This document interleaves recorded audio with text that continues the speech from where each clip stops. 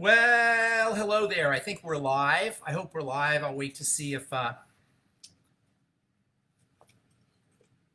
our first visitor. I want to talk today about essential fatty acids. Super misunderstood nutritional element. Many skin conditions are caused by essential fatty acid deficiency. There's a lot of confusion about essential fatty acids. People don't really understand what they are. I think we have some, oh my goodness, we have all these visitors. I can't even see where you are here. Let's see if I can switch this around so I can see my visitors. Well, I can't really see anybody. Oh, there you are. Hi, everybody. Linda, Kendra, Zainab, Kim, Tammy. I've never really done a Facebook Live this way before, so might be a few glitches. Oh my goodness, lots of people watching. All right, so I want to talk about essential fatty acids. There's a lot of confusion about essential fatty acids. A lot of skin problems are caused by essential fatty acid deficiencies.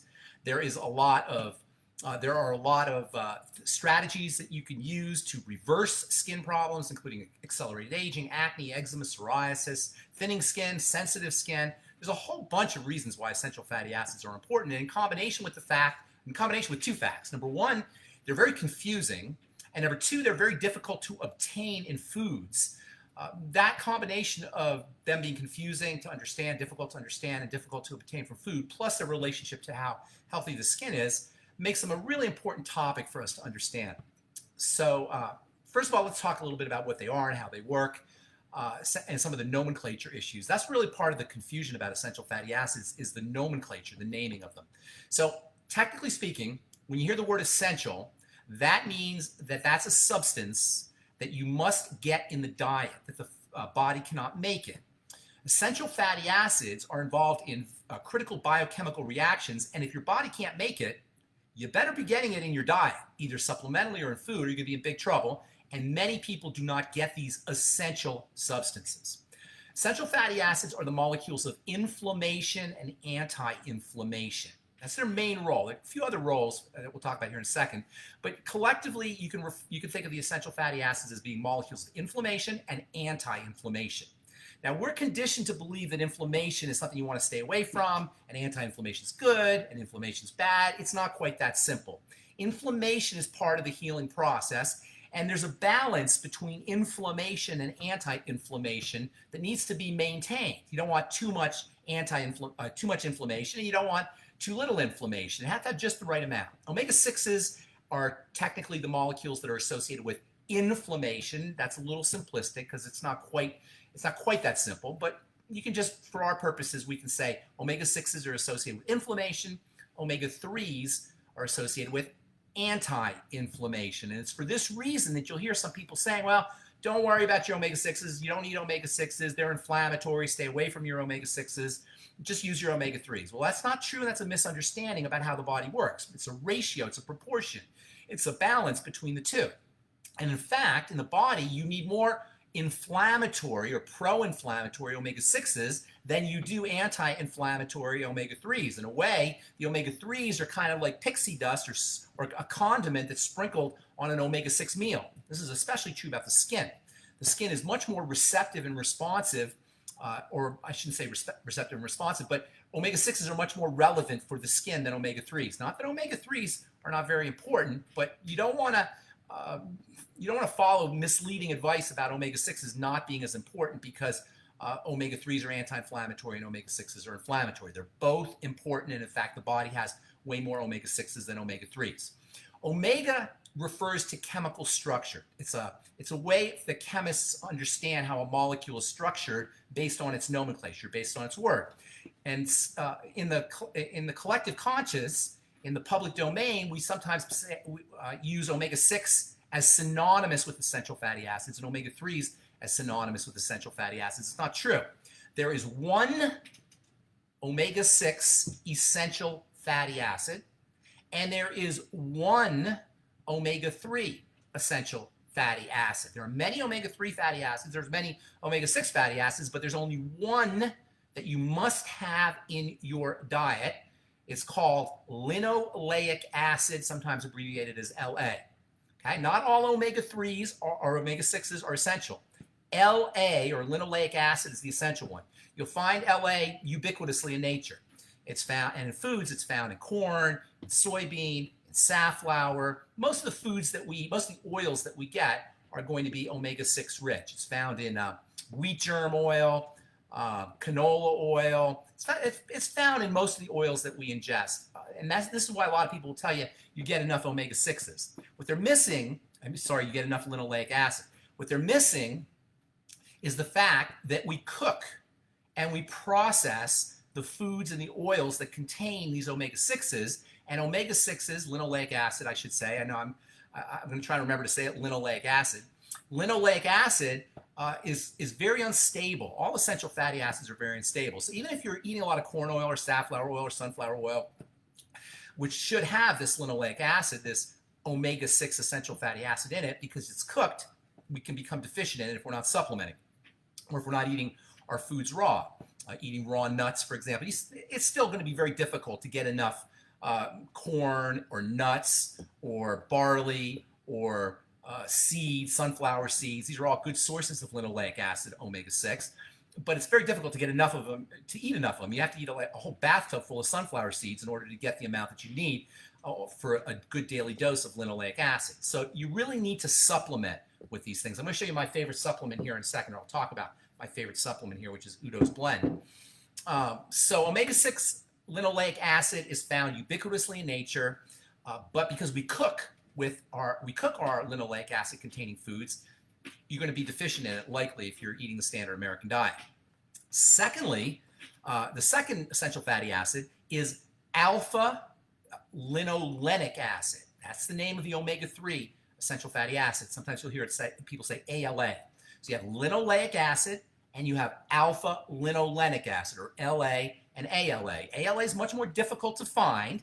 Remember, you don't need as much of this alpha linolenic acid as you do linoleic acid, and this seems to be reflected in nature in the sense that it's not really found in a lot of sources. Flax seeds are by far your best source of alpha linolenic acid, omega-3 essential fatty acid, flaxseed oil or flax seeds in general. I'll talk about flax seeds here in a minute because I absolutely love them as a food and as a nutritional supplement. I hope your questions and comments, unfortunately, are on the side. So they used to be on the bottom before I started doing this. So I hope I'm making sense. I hope I'm making sense here for you guys. All right. So anyway, alpha linolenic acid, ALA, is your essential omega-3. Linoleic acid is your essential omega-6. You'll find alpha linolenic acid in flax. That's the best source. But you'll also find in hemp seed and hemp seed oil. And there's a difference. I know it seems obvious, but I get a lot of questions about this. There's a difference between things like hemp seed and hemp seed oil, or flax seed and flaxseed oil. The oil is derived from the seeds and it's concentrated. There's a little bit of oil in the seed, but when you buy an oil supplement, you're getting that oil concentrated. So there's a difference. And hemp seed and hemp seed oil are both good sources of not only alpha linolenic acid, that is omega-3 essential fatty acid, but interestingly, hemp seed and hemp seed oil are also great sources of omega-6 essential fatty acid, linoleic acid, which is really cool. Not only is hemp seed a good source of both, it has them in the perfect balance, which makes hemp seed and hemp seed oil the perfect source of essential fatty acids. The perfect. It's very difficult to find. It's expensive.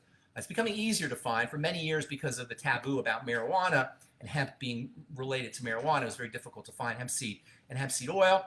These days, it's a little bit easier to find. So if you could find hemp seed oil, have a good source of hemp seed oil, that's by far the best supplemental way to get your essential fatty acids, because it's perfectly balanced. It has a perfect balance of omega-6 to omega-3. Walnut oil, pumpkin seed oil, chia seeds, these are all canola oil. These are all sources of omega-3. Now, to add to the confusion, I should say omega-3 ALA. To add to the confusion, there are two omega-3s that are not essential but are important. Remember, essential means you have to get it or you're in big trouble. In fact, if you don't get enough of them, you'll die.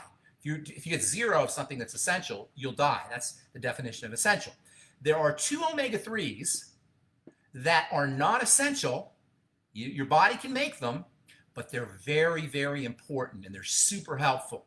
And they're called DHA and EPA. They're found mostly in fish oil. They're also found in algae and a few other places, but by far and away the most important source is fish oil. The reason I'm bringing this up is because there's a lot of confusion about the relationship between fish oil and essential fatty acids. I have a lot of people say, when I say, oh, are you taking essential fatty acids? They say, oh yeah, I'm taking fish oil. There's no essential fatty acids in fish oil.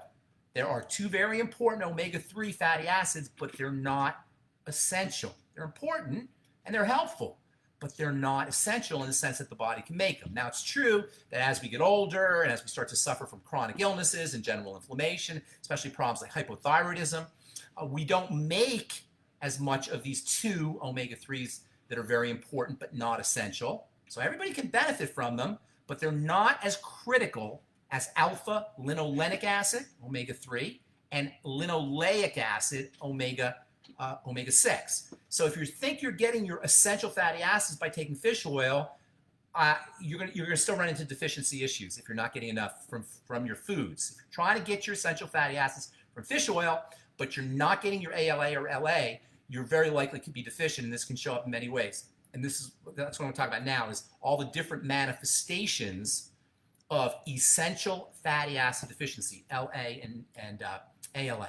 Actually, before I do that, I read an article today. I thought this was kind of interesting. This is from Whole Foods magazine. Omega-3 index is a strong risk predictor of premature death.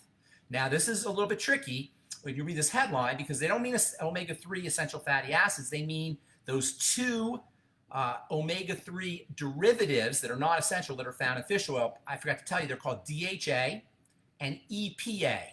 DHA and EPA are not essential, but they're very, very valuable. They're found in fish oil. And deficiencies in DHA and EPA are actually a predictor of an early demise, according to this article in Whole Foods magazine, which is actually about a paper that was published in Nature Communications. Let's read this real quickly.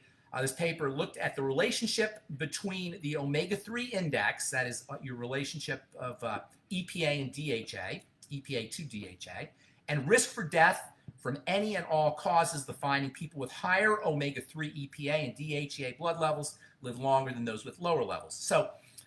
So these things are very, very important, even if they're not essential.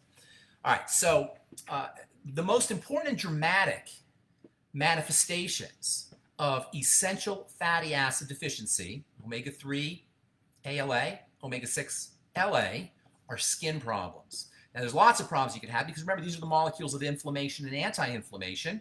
And when you don't have enough of them, your whole body's inflammatory mechanisms throughout the body, in the heart, in the joints, in the blood, throughout the body, in the brain, are going to be thrown off. So omega-6s and omega-3s, LA and ALA, are very important for the whole body, but the first place you're going to notice problems is in the skin. This is true about a lot of nutritional deficiencies. The skin is like the canary in the coal mine. And when you have a skin problem, you really want to understand that that's the first shot across the bow. That's the first thing that you're going to notice. That's the canary in the coal mine.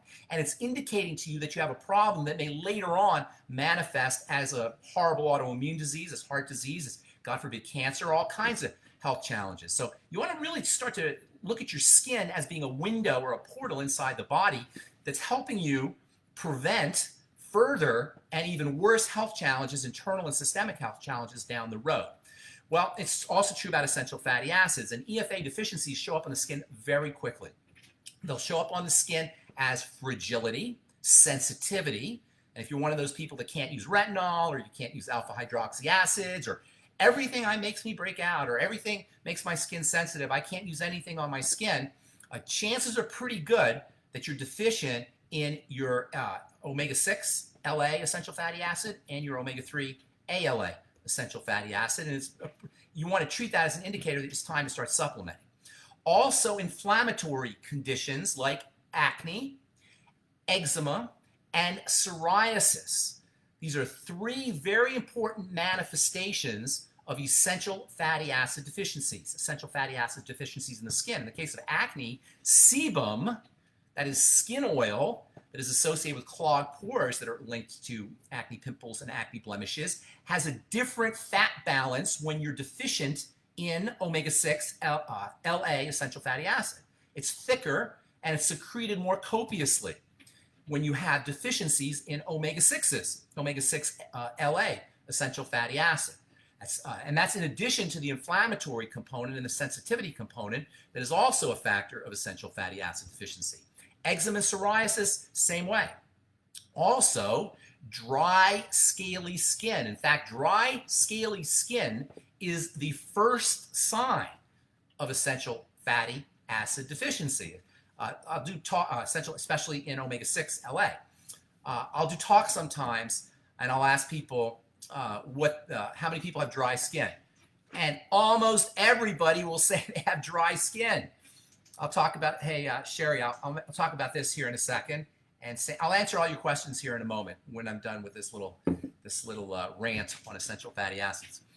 So anyway, dry skin is like this ubiquitous health challenge that everybody has. Well, guess what? In the laboratory, when you take essential fatty acids out of the diet of laboratory animals, guess what? The first thing that happens is dry, scaly skin. So when you combine the ubiquitous nature of dry, scaly skin, almost everybody seemingly have a dry skin problem, even though they're using all kinds of moisturizers, with the fact that we're not getting enough essential fatty acids in the standard American diet, it doesn't take a rocket scientist or Sherlock Holmes to think or to begin to realize that there's an association between deficiencies and dry skin, essential fatty acid deficiencies and dry skin. Now, I should also throw another little wrinkle here. You can see why I wanted to talk about this. There's so much stuff here. If you have a gallbladder taken out, or if you have fatty liver issues, or if you have bile issues or intestinal issues, you may have a problem absorbing your essential fatty acids from the digestive system into the bloodstream. So on the one hand, or number one, essential fatty acids are difficult to find, so many people are deficient. And then to compound the problem, many people have digestive issues around fat absorption, fat malabsorption issues, and they're going to be deficient. So you can see why this is such a significant problem, especially when it comes to the skin. Now, I'm talking about the skin here. My specialty is the skin, but I don't want anybody to believe that it's just the skin. The brain, the nervous system is extremely dependent on essential fatty acids. The heart is extremely dependent on essential fatty acids. And I'm saying essential fatty acids. I hope everybody realizes I'm talking LA and ALA. The brain, the nervous system, the heart, the intestine. In fact, leaky gut syndrome can be one of the things that happens when this anti-inflammatory balance is thrown off because of either incomplete absorption, malabsorption issues, or intake issues with essential fatty acids. Essential fatty acids go to make hormones. They're involved in the production of steroid hormones. In fact, they actually act like steroid hormones, and essential fatty acids can trigger genetic production of proteins like collagen. Collagen for anti-aging of the skin, but collagen for all the connective tissue in the body. This is what essential fatty acid deficiencies can do. I hope you guys are getting a sense that these things are really important, and in combination with the fact that we don't get them and they're very misunderstood, you can see why you really want to start to pay attention to your essential fatty acid intake, especially if you're dealing with skin problems like eczema, psoriasis, acne, or dry skin.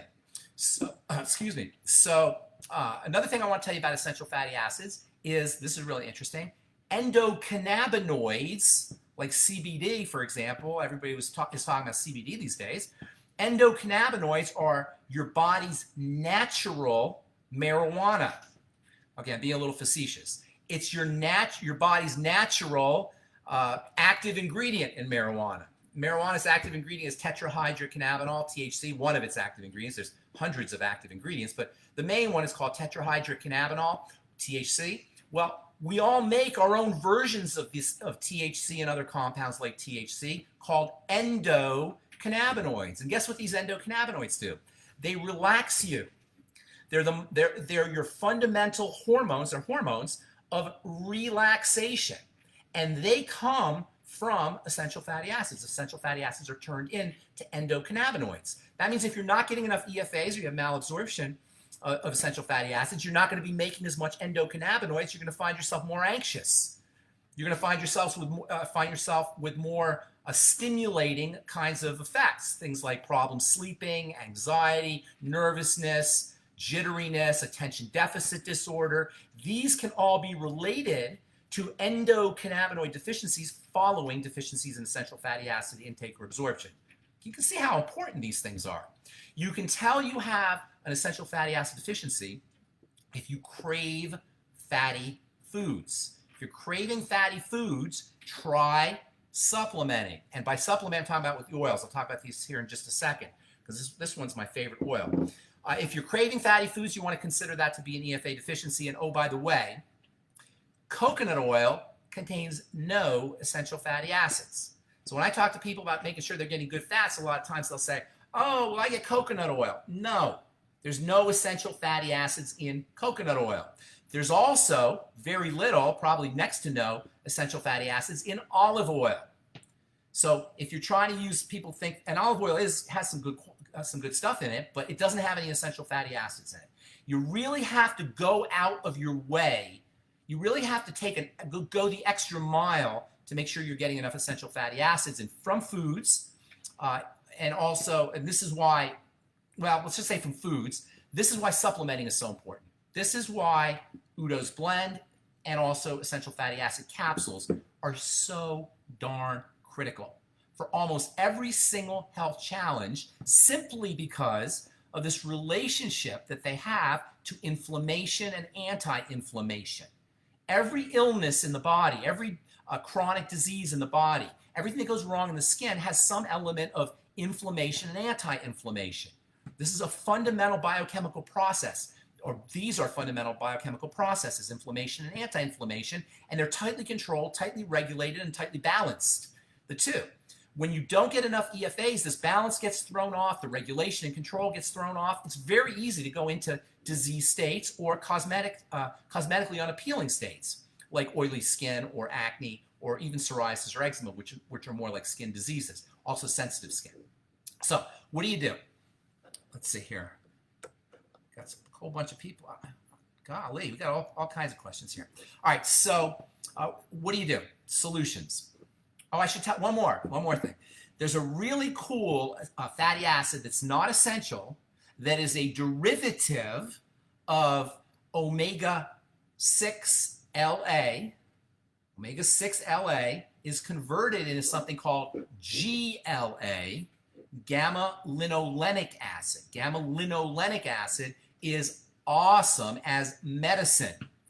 It's powerfully anti-inflammatory, and it's been used for everything from treating PMS to treating skin issues to treating arthritis, all of which are inflammatory conditions that can be affected by essential fatty acid metabolism issues or intake issues. So GLA is like a medicine. You're not going to find GLA in liquids. It comes in capsules. It's found in evening primrose oil, and it's also found in borage oil. So if you want to get your GLA, you'll have to get either borage oil or evening primrose oil capsules, or liquid evening primrose oil or borage oil. And I recommend it especially for folks who are having menstrual problems. And this, by the way, menstrual problems, reproductive problems, dysmenorrhea, problems with women's PMS issues, emotional PMS issues, physical PMS issues, bloating issues. Women will notice that they're craving fatty foods more when they're having their periods. So if you have menstrual issues, almost guaranteed you've got either an intake or an absorption issue with essential fatty acid. You want to regard that as being actually like a treatment for dysmenorrhea or problems with or menstrual problems for women, but also for a lot of things. I don't want to isolate on GLA just for that, but GLA has specifically been used for that, and I always recommend GLA for women who are having menstrual issues.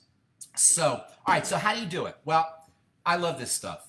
This is called Udo's Blend, or Udo's Oil 369 blend. It used to be called Udo's Blend. I like the kind that says high lignin on it. Lignins are substances that act like estrogen. They're phytoestrogens, and maybe we'll talk about estrogen because there's a lot. Just like there's so much to talk about with essential fatty acids, there's probably even more to talk about with estrogen, and maybe we'll do that on our next Facebook Live. You guys can send me notes if you have topics that you'd like me to cover. Send a note to support@truthtreatments.com, and we'll be happy to cover or answer questions as well. So this is my favorite. It's made by a guy named Udo. Actually, it was made by a guy named Udo Erasmus, who happens to be a friend of mine. and he is he's the guru of fats.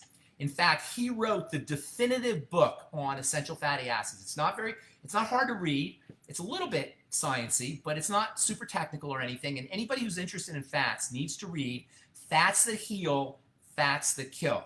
It is the classic book on fats and essential fatty acids specifically. And I've been following Udo's work since the 1980s. And I got to meet him a few years ago, and he became a friend. And he's just an unbelievable wealth of information when it comes to understanding fats and using fats. Anyway, after he wrote the book, he realized that there was no real way for people to get a quality essential fatty acid supplement, so he made his own, and this is it. Now, he's since sold the company. I'll show you right here. He has since sold the company, Udo's Oil 369 Blend.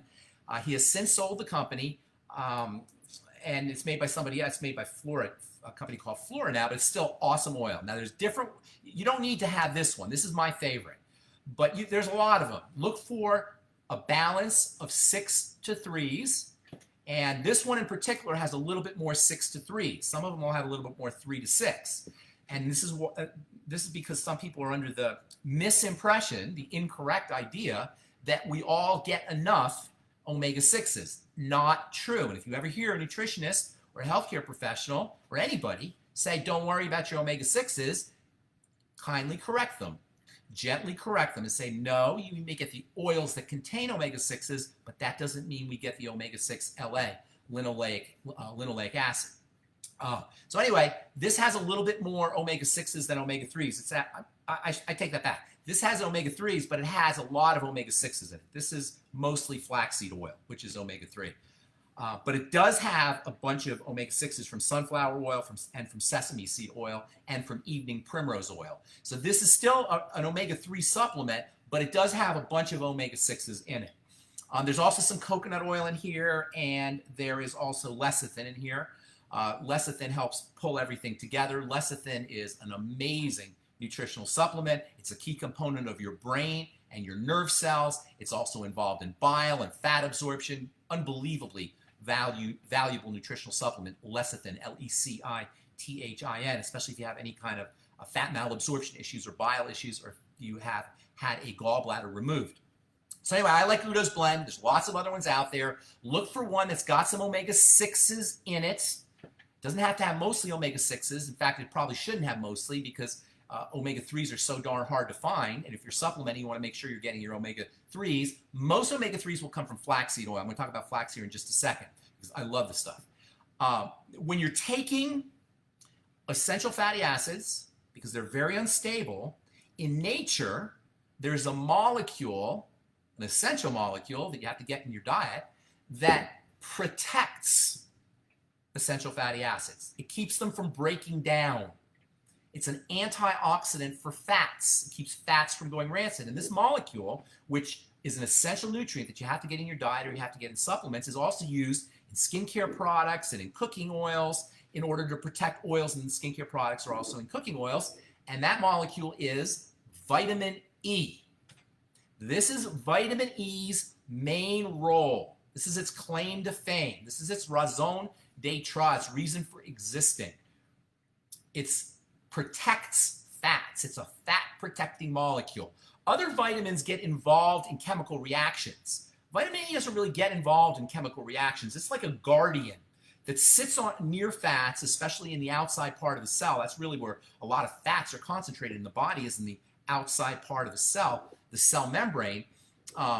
This cell membrane is largely composed of fats, and there's a lot of essential fatty acids, La and ALA, in the cell membrane. This is so important because how hormones work is going to be an effect of, or a function of, how well the hormones interact with the cell membrane. Under conditions of deficiency, the cell membranes become distorted and hormones don't interact with them as well. That means your hormones aren't going to work as well. And you may think you just need a hormone replacement therapy when all you really need is to have your cell membranes more lubricious and flexible. That's what essential fatty acids do. They make cell membranes more lubricious and flexible, and that allows the hormones to interact with them.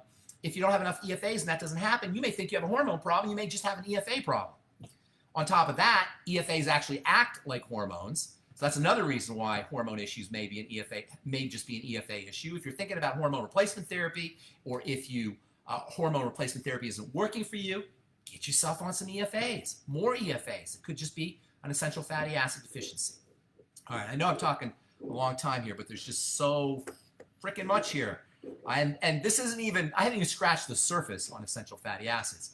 But just in the interest of time, and also, I'm going to answer all your questions, so keep them coming. I'll spend some time answering your questions here momentarily. But I really want to talk about one of my favorite nutritional, it's like a supplement, but it's really a food, and that's flax seeds. I love flax seeds for so many reasons. First of all, they're delicious. And by delicious, I'm talking about grinding them up in a coffee grinder. You don't want to take flax seeds without grinding them up first, because the coating on a flax seed is really hard. Super, super hard, in fact, and your body can't really process it or digest it. It will come out your body. You'll see it in your stool. So what you want to do is you want to grind up your flax seeds in a coffee grinder. Get a coffee grinder for 20 bucks at Kmart, Walmart, wherever, and put your flax seeds in there, maybe a teaspoon of flax seeds to a tablespoon of flax seeds to 2 tablespoons is a good place to be. 2 tablespoons is a great place to be. But you got to take, if you haven't taken flax seeds before or eaten flaxseed powder before, you want to do it slowly. Start with 1 teaspoon, 2 teaspoons, then maybe a tablespoon, then a couple tablespoons. Gradually up your dose, because you can get some bloating if you do them too fast. Flax seeds, when you grind them up, are incredible for the bowels. They help move everything along. So they're great for treating constipation or preventing constipation. Also, they feed, not only do they speed things along mechanically, they speed movement of food through the digestive tract mechanically, but they also act as a food source for bacteria that live in the colon. So they help nurture and nourish a good bacterial population in the small intestine. So you got to be a little bit careful if you have a condition called SIBO, small intestinal bacterial overgrowth. You probably want to start off at a very low dose and maybe stay at a low dose of flax seeds, because you're going to be feeding those bacteria. But for people who don't suffer from SIBO or have issues with intestinal overgrowth, it's an amazing way to treat your own microbiome as a prebiotic. Probiotics are the bacteria. We've all heard of those. Prebiotics are food for the bacteria, and flaxseed fiber, when it's ground up, is a wonderful prebiotic. But there's more. Flaxseed fiber, when you grind it up, flax seeds, when you grind them up and you get that fiber, it's a great source of omega-3s. That's where we get our omega-3 oil from. It's also a great source of vitamin E. It's also a great source of minerals. It's also some 15 to 20% protein. So if you're enjoying 30 grams, which is 2 tablespoons of flaxseed fiber, you're getting as much protein as in an egg. It's like a protein supplement, essentially. It's like a protein powder supplement with all the phytonutrients, plant nutrients. I'm going to talk about one here in particular: vitamin E, minerals, and omega-3 fatty acids, plus digestive support, prebiotic and probiotic. This is amazing, right? And it's so tasty. You put take a tablespoon of flax powder, and you put it in water and stir it around. Put a little bit of honey, put a little bit of cinnamon, a little nutmeg, and it makes the most delicious flax beverage. And this flax beverage will get you all the aforementioned nutrients. It'd be great for your digestive system. And check this out. It's super filling. It swells in your stomach. So if you're trying to lose weight, or you find yourself eating a lot or snacking in the middle of the day, or you don't have time for breakfast and you want to eat breakfast, or anytime you want to have something to fill you up, just do a beverage, I call it a flax beverage, 1 or 2 tablespoons of flaxseed, a little bit of honey or stevia, and some spices. It is so delicious, so filling, and so nutritious. You want to hear the best part? It's $2 a pound. It's $2 a pound. That's crazy to me. That is the cheapest food you will ever eat. And aside from vegetables, you could live on this stuff. Maybe not. Maybe you'll miss some things, but it's loaded with nutrients for $2 a pound. You get all of that nutritional value and all that digestive value. All right. So, all right. One more thing. Flax seeds have something in them called lignans, L-I-G-N-I-N-S, and that's what I was talking earlier about high lignin. Udo's blend. He makes a high lignin version. They make a high lignin version. Lignans act like estrogen. They're estrogenic. And by the way, EFAs act like estrogen too. And you want to hear something else? EFAs act like blood pressure medicines. They will lower your blood pressure, like what's called a class of drugs called ACE inhibitors. You may have heard of this. ACE inhibitors are a type of blood pressure drug that are very popular. Flaxseed, essential fatty acids act like ACE inhibitors. They act like hormones. They act like ACE inhibitors. They act like anti-arthritis drugs, essential fatty acids. Check this out. Essential fatty acids act like statin drugs. If you're on a statin drug and you want to get yourself off, get yourself on essential fatty acids. Isn't this amazing? And like I say, I've only scratched the surface on this. Let me see if there's anything. You can't really get essential fatty acid benefits topically because they're so unstable and they react with oxygen. In fact, their reaction with oxygen is really one of the reasons they're so important. And this is the last thing I'll say, and then I'll take some questions here. Okay, I'll take some questions. I forgot what I was going to say. I don't remember what I was going to say. It just escaped me. There's one last thing I wanted to tell you. Oh, I remember. So essential fatty acids sit on top of the cell membrane, and their job in the cell membrane, in addition to providing flexibility and lubricity to the cell membrane, they attract oxygen. They're oxygen magnets. They oxygenate the cells. This is so important, especially for red blood cells. They oxygenate all cells. That means they pull oxygen. One of the jobs of red blood cells is to carry oxygen.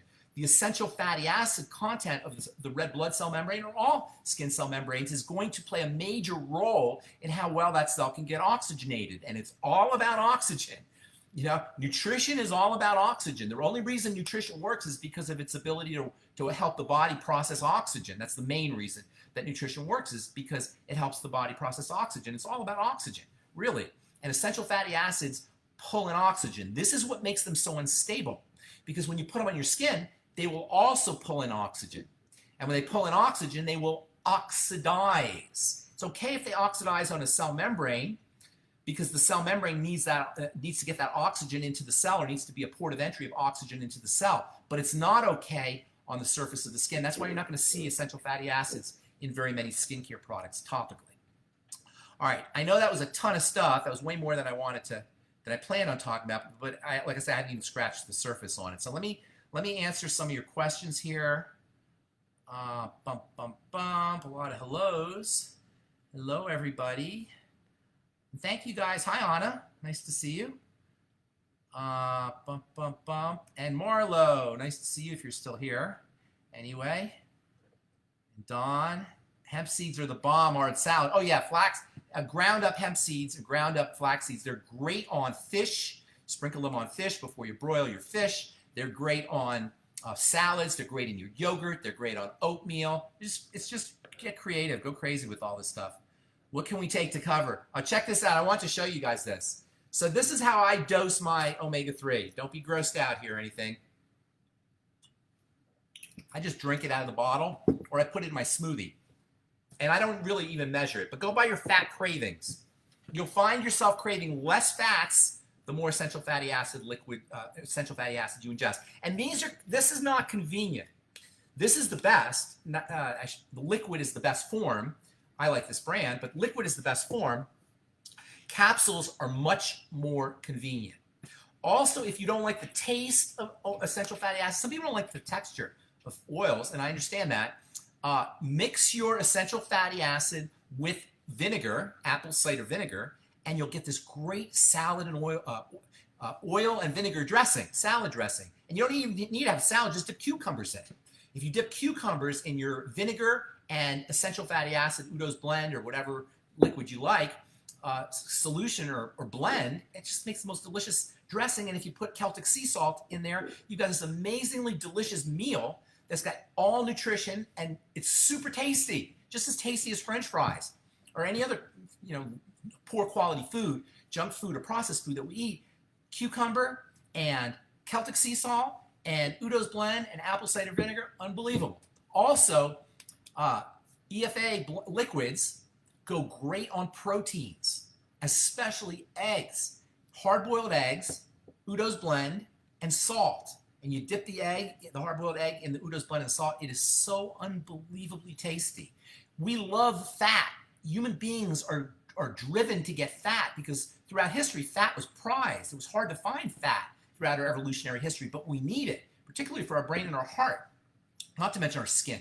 And so the human body is wired for fat. That's why we were so obsessed with fatty foods. That's why we can't get enough fatty foods. We're hardwired for it. And I should say this. I know I said I was done, but here's one more really important thing. For pregnant moms, omega-3, particularly DHA and EPA, omega-3s, those are the ones that are found in fish, and also in grasses too, by the way. And the reason fish have it is because they're eating the greens on the top of the ocean or on the top of the water, wherever they're existing. So these fats are extremely important for infants and babies' brain and eye development, nervous system development.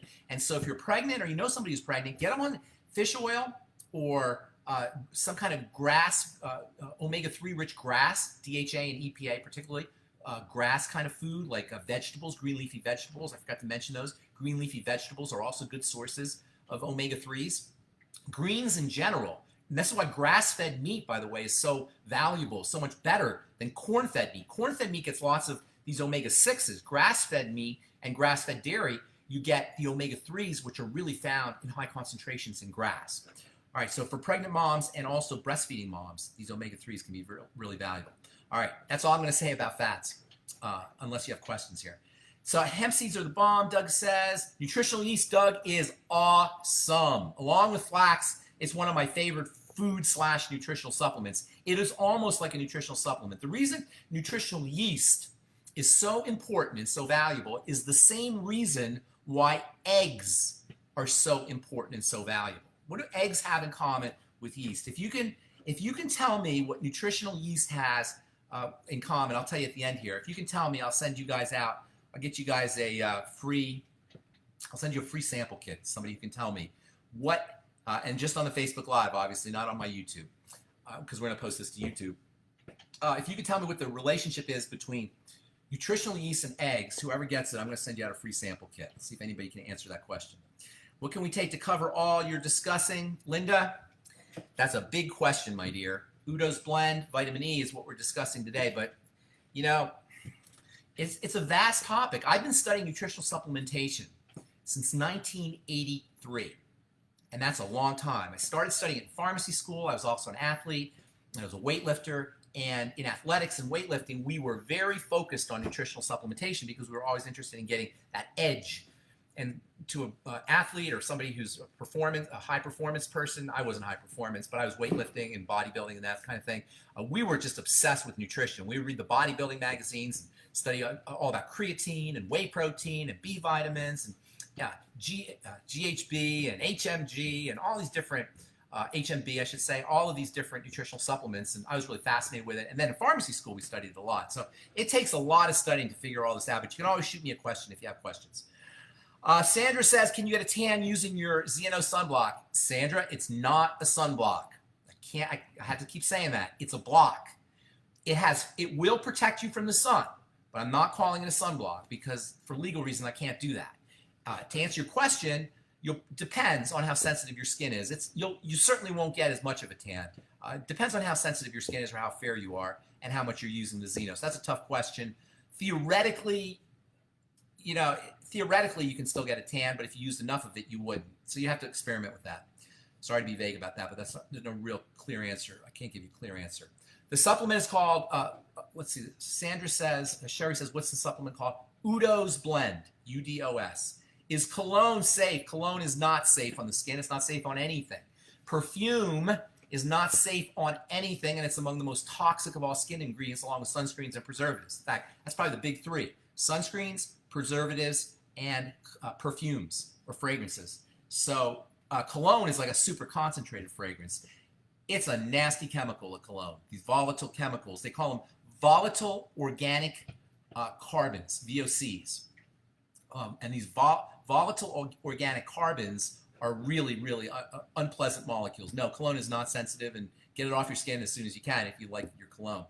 Andrew says she loves my rants. Okay. That is me. What type of fish oil supplements? Kim says, what type of fish oil supplements?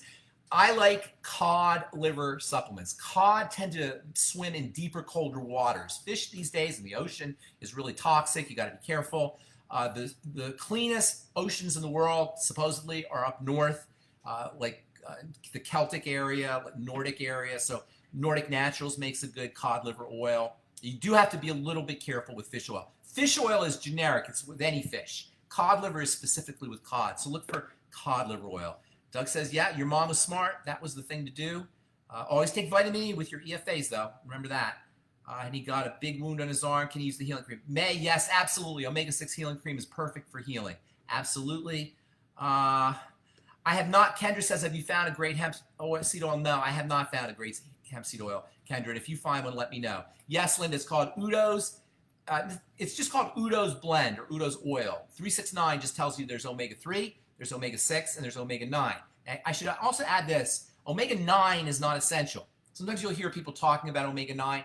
That is not an essential oil. Only omega-3, linoleic acid, omega-6, alpha-linolenic acid, LA and ALA. Those are your only essential fatty acids, only 2 of them. And omega-9 is not included. If we take the blend, what else do we need? Linda, are you kidding? You need all kinds of stuff, all kinds of things. I don't know if you mean what kind of fats do you need.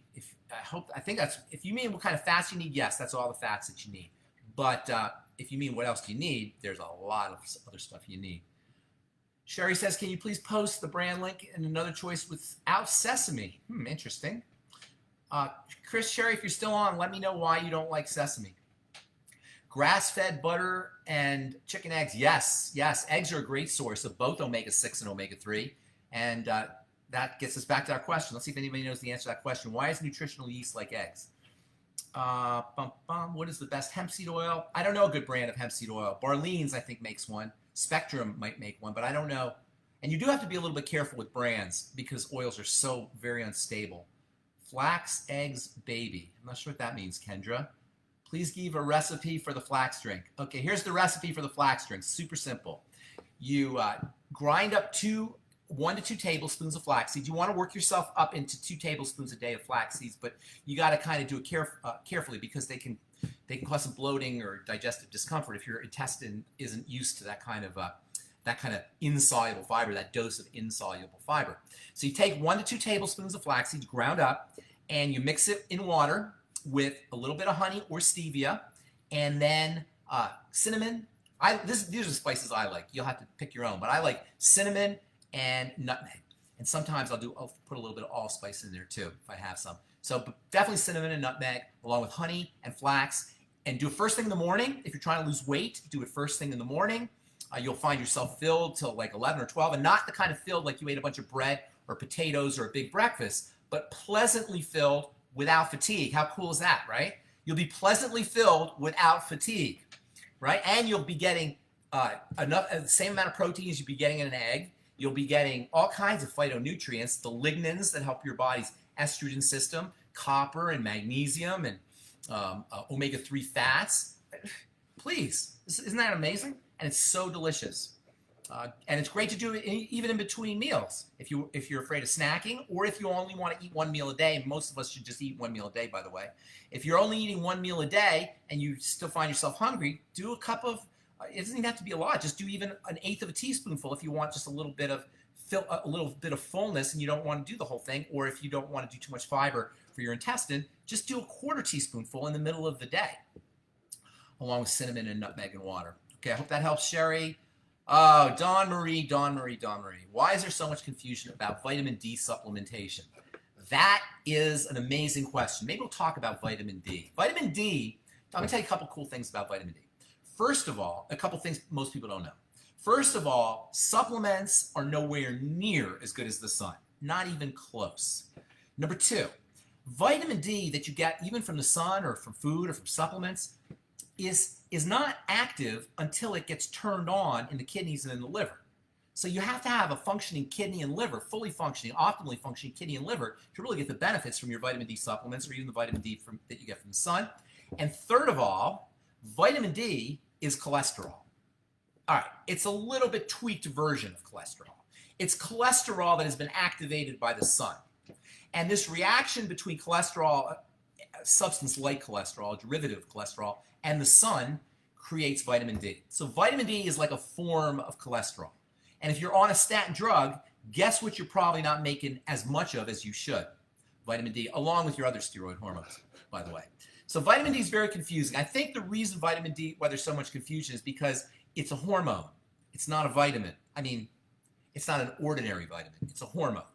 Okay, we call it a vitamin, but it's made in the body. The definition of a hormone is the definition of a vitamin is something that you have to get from foods or from outside the body and put it inside the body. Vitamin D can be made by your skin, so you don't really need to have vitamin D like a vitamin, but it has that kind of essential nature like a vitamin has.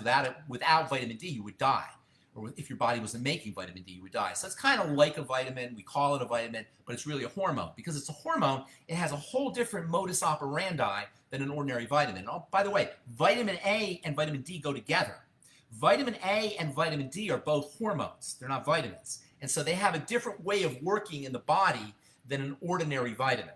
And that makes them very confusing. There's different forms. There's different activity levels. They're involved in the health and the way all the cells of the body grow and divide. Both vitamin D and A play a major role in how cells grow and divide. They're so multifunctional, and they're hormones. I think that's what it can. And they have different activity levels, the different forms and shapes.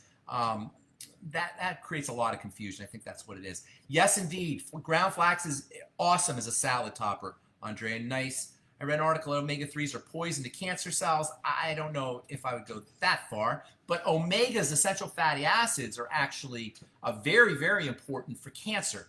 Why is that? Cancer cells are cells that are not utilizing oxygen as an ordinary cell does. In fact, a cancer cell is a cell that is getting much of its energy in a non-oxygen way. There's two ways the body cells can get energy. One is from oxygen, and another is from sugar. When the cell gets energy from oxygen, it operates really effectively. When it only gets its energy from sugar, when a cell only gets its energy from sugar, it breaks down very quickly. And doesn't break down in the sense that it necessarily dies sometimes. It can die, but sometimes it just starts to operate in a different way. It starts to produce energy in a different way. It learns to produce energy. Cells that don't have enough oxygen learn to produce energy from sugar. And because sugar is a very quick energy, but it's not a really strong energy. It's a very rapid energy. It produces a very quick energy. I'm trying to talk in a non-biochemical way for you biochemists out there. You know, I understand it has to do with ATP and how much ATP you're making, but to a layperson, cells that feed sugar or feed on sugar tend to operate in a much less efficient way than cells that can process oxygen for energy. And cells that can feed sugar, or that can process energy from sugar, or that only process energy from sugar, and divide very rapidly, have a certain name. We call the name of those cells cancer, or the name of that process cancer. And this is what cancer is. Cancer is the end result of a cell that is using glucose as its primary source of energy. And this happens when cells do not have enough oxygen over time. So if anybody ever tells you they don't know what causes cancer, don't believe it. They don't know what they're talking about. I'm telling you what causes cancer. What causes cancer is a cell that has been so starved of oxygen for such a long period of time that now it's feeding on sugar, and because sugar is nowhere near as efficient a source of energy as oxygen, it has to divide very rapidly. And when it divides very rapidly, and because it's not operating as efficiently, it doesn't make the same kind of substructures, cellular substructures. And a cancer cell is a cell that's basically just dividing. It's not doing any business. This is why cancer is such a problem. It's because the cancer cell itself is taking over for all the other cells, and cancer cells don't do anything except grow and divide. And all of this is because the cancer cell has been robbed of oxygen for a long enough period of time. So it's not that omega-3s, has to do with your question here, Doug, it's not that omega-3s are cures for cancer, or cancer is destroyed by omega-3s. It's that the oxygen that these essential fatty acids are pulling in, those are what keep a cell from becoming cancerous. All right, let's see. I hope that answers your question there, Doug. Since my daughter's battle pancreatic issues, yes, if she has pancreatic issues, get her on pancreatic enzymes and get her on enzyme-rich foods. The pancreas is a source of enzymes, digestive enzymes in particular, And Sherry says her daughter's battle pancreatic issues. She can't get the right nutrients. Yes, that's the big problem with people with pancreatic issues is malnourishment. So enzymes are very important. And I assume if she's going to a doctor, they know to give pancreatic enzymes to people with pancreatic issues. Sherry, you might also want to explore sodium bicarbonate, which is almost like a miracle substance. And that's another good topic that we can talk about in the future. Sodium bicarbonate is really helpful for people with pancreatic issues along with pancreatic enzymes. She can't have high fats, that's true, but she can have small amounts of fats and especially fatty nutrients. In fact, she really needs them because she's not processing fats correctly. So that's really one of the biggest problems with people with pancreatic issues is their inability to process fats and absorb fats from foods, essential fatty acids, and also fatty vitamins, vitamins D, E, A, and K, and also fatty nutrients that are found in plants. There's another very underappreciated fats are what are called phyto, meaning plant, nutrients that are found in fats, that are found in plants, I'm sorry. Why has Amazon pulled NAC? Because they don't want you to have NAC, Andrea. It's a good question. Actually, NAC is like a prescription drug, and they're afraid that, this is the logic. If something is a prescription drug, it's not supposed to be sold as a supplement. But that's kind of bass-ackwards, if I may say, because the rule is, the FDA's rule is that if something is available as a prescription drug, it shouldn't be a supplement. It should be the other way around. If something is available as a supplement, it shouldn't be sold as a prescription drug. But that's just the world we live in. Linda, yes, I know, but it's a lot harder to write a book than you would think. Nutrition. Oh, Doug, you're on the right track. You're on the right track. Doug says, my question was, why are nutritional yeast like eggs? And Doug is on the right track. That might be an answer. I could live with that answer. It's not exactly right. It's not exactly where I was going with this, but that is something that is true. I was thinking more technically. If nobody answers the question, you will win. Eggs and nutritional yeast, Dawn says, are both high on B vitamins. That's true. Can't really say that that's unique and technical about them, though. Lots of things are high in B vitamins. Eggs and nutritional yeast both have B12. Yeah, that's all true. They both have similar things. But what is it about nutritional yeast and nutritional eggs that makes them so similar? And eggs that makes them so similar? Anne says cholesterol eggs have. Yes, I hope you don't mean that in a bad way. Cholesterol is the most. I used to say arguably the most important. Now there's no argument. I don't even think there's an argument. Cholesterol is the most important substance in your body. It's the most important fundamental raw material in your body. And you don't get most of the cholesterol in your body you make, but if you eat it, your body is designed so that the cholesterol you eat will regulate the cholesterol you make. So if your body sees cholesterol coming in through the bloodstream through foods, it'll down-regulate its production. In that way, eating cholesterol is actually the best anti-cholesterol strategy you can use. Cholesterol shouldn't be, the problem with cholesterol, one of the problems with cholesterol is we cook it. And when we cook our cholesterol, we change its nature. And that is a problem with cholesterol. So in that sense, cholesterol can be a problem. But cholesterol as a molecule is really, really misunderstood, really demonized, unfortunately, in our culture. Nut yeast stabilize blood sugar. Yes, they both do that. You're telling me what they do or what they have, but why are they so similar? Is it B? No, B vitamins. Nutritional yeast has a complete profile. See, Doug, you guys, you're telling me what they all have. I'm not talking about what they have. Yes, they all have similar things. I understand this. And what they do, they can do similar things from a nutritional standpoint. But what is it about the two that makes them so similar? So it's hemp seeds, amino acids. Nutritional yeast is a complete protein. Kendra, you guys are all on the right track. All on the right track. I'll tell you here. What are optimal levels of D? Dawn Marie, the standards, I don't really like RDAs and standard optimal levels, and it's not D, excuse me, it's activated vitamin D. Go by how you feel is the most important, the most important thing. Go by your general health. Can't really say that I think there's RDA on vitamin D, but I don't really go by the RDAs on any of these things. Nutritional yeast contains B12, osteoporosis, both contain a protein. Healthy essential fats. All right. Nobody got it. It's kind of tricky. Check this out. The reason why eggs and nutritional yeast are so valuable, why they have, as somebody said, as Kendra said, all the essential amino acids, why they have all the fats, why they have all the B vitamins. In fact, nutritional yeast and eggs have all the things that your cells need because nutritional yeast and eggs are both cells. You're eating cells. When you eat an egg, you're eating an egg cell. When you eat nutritional yeast, you're eating nutritional yeast cells. You're eating intact cells. An intact cell has everything that a cell needs. So all nutritional supplements, all nutrients have to go into a cell before they can become the body. So a cell contains everything that you need to make a body. And feeding the cells is the very essence of why we eat and why we supplement. And what better food to feed a cell than a cell? And when you eat eggs and you eat yeast, you're getting everything that a cell needs because they are cells, yeast cells and egg cell, an egg cell, including the membrane, which is really important. Eggshell membrane is incredibly valuable for building connective tissue, fighting wrinkles, arthritis, fascia, and all the connective tissue that holds your organs and viscera together. Just eggshell membrane is amazingly important. That's the membrane of a cell because it helps your cells make their membranes. All right, you guys. Yes, Kendra, I'm saying that a perfect amino acid profile is in an intact cell. That's correct. Both are single animal cells. Chuck, you nailed it, my friend. They're both single animal cells. Okay, that was a really long Facebook Live. And thanks so much for listening. I appreciate all you guys. And if you have ideas for next week, maybe we'll talk about vitamin D next week. And I'll think about what I wanted to talk about. I was going to talk about essential oils today, so I didn't get a chance to do that. We'll do that. I'll talk about essential oils and maybe vitamin D on our next Facebook Live.